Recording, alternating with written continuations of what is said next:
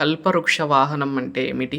ఆ వాహనం మీద స్వామివారు ఎందుకు దర్శనమిస్తారు అనేది ఈ వీడియోలో తెలుసుకుందాం. ముందుగా అయితే నా వీడియోలు చివరి వరకు చూసి దయచేసి లైక్ చేయండి. మీరు లైక్ చేయడం వల్ల ఈ వీడియోలు మరికొందరికి వెళ్తాయి కాబట్టి దయచేసి లైక్ చేయవలసిందిగా కోరుకుంటూ ఉన్నాను. ఇక్కడ చూసినట్లయితే ఆ కోదండరామస్వామి వారు సర్వభూపాల వాహనము అనే వాహనాన్ని ఎంచుకుని ఈరోజు మనకి అనుగ్రహాన్ని కలిగిస్తూ ఉన్నారు. స్వామి దివ్యమంగళ స్వరూపుడుగా మనకి కనిపిస్తూ ఉన్నారు. ఈ యొక్క కల్పవృక్ష వాహనము ఎందుకు ఇంత ప్రత్యేకత, అలాగే ఈ కల్పవృక్ష వాహనంలో ఉన్న స్వామిని దర్శించుకుంటే ఏం కలుగుతుందో ఈ వీడియోలో పూర్తిగా చెప్తాను, వినండి. అయితే ఈ సర్వభూపాల వాహనం అనేది అంటే అక్కడికి ఇప్పుడు మనం బ్రహ్మోత్సవాలకి అక్కడికి చాలామంది దేవతలు వాళ్ళందరూ వస్తారు. మునులు రాక్షసులు కావచ్చు, మునులు కావచ్చు, అందరూ కూడా వస్తారు స్వామివారికి కైంకర్యం కోసం.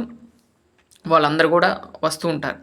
ఆ యొక్క సర్వభూపాలులు అందరూ కూడా అంటారు, వాళ్ళు ఏమంటారు, సర్వభూపాలులు. వారందరూ వచ్చి ఈ యొక్క బ్రహ్మోత్సవాల్లో ఒకరోజు వారు మా యొక్క స్వహస్తాలతో మేము పూజ చేసుకోవాలి, ఆ స్వామివారికి సేవ చేసుకోవాలి అనుకుంటారు వారు. ఇప్పుడు ఎవరైనా సరే అంతే కదండి. ఇప్పుడు మనమే ఉన్నాం, రోజు వెళ్తున్నాం ఆలయానికి, మనమేమనుకుంటాం, ఒక రోజన్నా మన పేరు మీద పూజ చేయించుకోవాలని అనుకుంటాం. అలాగే బ్రహ్మోత్సవాలు జరుగుతుంటే ఆ బ్రహ్మోత్సవాల్లో ఈ యొక్క సర్వభూపాలు అందరూ కూడా ఏమనుకుంటారంటే, మేము కూడా ఒకరోజు స్వామికి ఉత్సవం చేసుకోవాలని అనుకుంటూ ఆ బ్రహ్మగారికి చెప్తే ఆ బ్రహ్మగారు యొక్క వాహనాన్ని అంటే వాహనంగా వీరందరూ కూడా కలిపి ఆ వాహనాన్ని మోస్తారట. అంటే ఆ వాహనమే సర్వభూపాల వాహనం. అంటే పైనుండి నాలుగు మండపంలాగా ఉండి ఆ మండపం పైన గోపురం ఉంటుంది.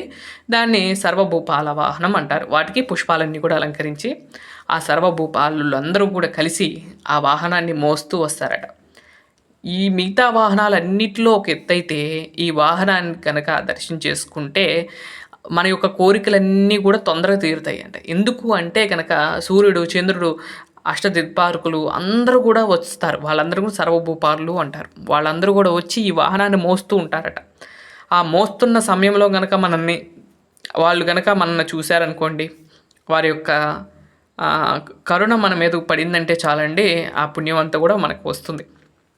అలాంటిది ఈ సర్వభూపాల వాహనం మీద స్వామివారు దర్శనిస్తూ ఉన్నారు కాబట్టి ఆ స్వామిని మనం దర్శనం చేసుకోవటం వల్ల ఆ యొక్క ఎవరైతే సర్వభూపాలు ఉన్నారో వారందరి యొక్క అనుగ్రహం కలుగుతుంది. అలాగే ఇక్కడికి మన యొక్క మునులు, ఋషులు కూడా వస్తారట. మన గోత్రాలకు సంబంధించిన వారు కూడా ఋషులు వస్తూ ఉంటారట. వారు కూడా వచ్చి ఈ యొక్క కార్యక్రమంలో పాల్గొంటారని చెప్తూ ఉంటారు.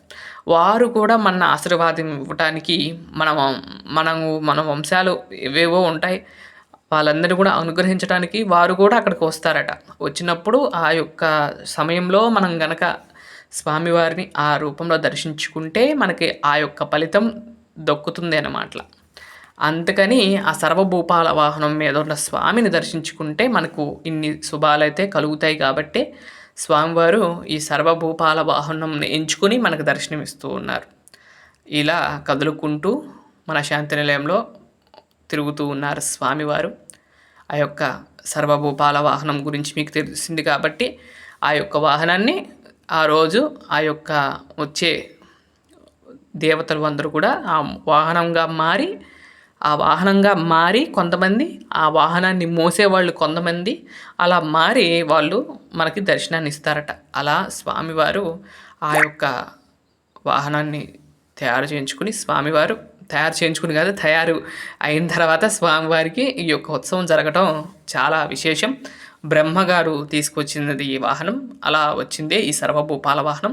అలాంటి వాహనం మీద స్వామివారు మనకు దర్శనం ఇస్తూ ఉన్నారు. చూడండి, ఈ విధంగా కదులుకుంటూ మెల్లగా కదులుతూ ఆ యొక్క కర్పూర హారతులు అందుకుంటూ మనకి దర్శనాన్ని ఇస్తూ ఉన్నారు స్వామివారు. దర్శనం చేసుకోండి.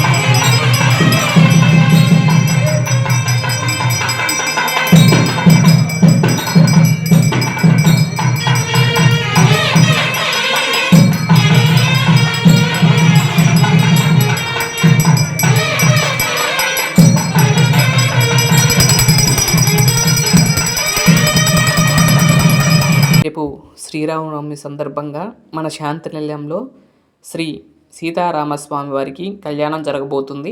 అది కూడా భద్రాద్రి రామ కళ్యాణం అంగరంగ వైభవంగా జరగబోతున్నది. ఆ వీడియో కుదిరితే రేపు సాయంత్రం అయితే అప్లోడ్ చేస్తాను. లేదు అంటే కనుక తర్వాత రోజైనా అప్లోడ్ చేస్తాను. వీడియోని చూడవలసిందిగా నేను కోరుకుంటూ, ఆ రాముడి యొక్క ఆశీస్సులు మీరందరూ ఎల్లవేళలా పొందాలని కోరుకుంటూ, ఈరోజు మీరు అందరూ కూడా ఆలయాల్లో బిజీగా ఉండుంటారు. ఆలయాల్లో మీరు చేసుకుంటూ అలంకారాలు చేస్తూ ఉంటారు. అందరూ కూడా చేసుకోవాల్సిందిగా ఈ పండగని ఆనందంగా జరుపుకోవాలని నేను కోరుకుంటూ, ఓం నమో వెంకటేశాయ.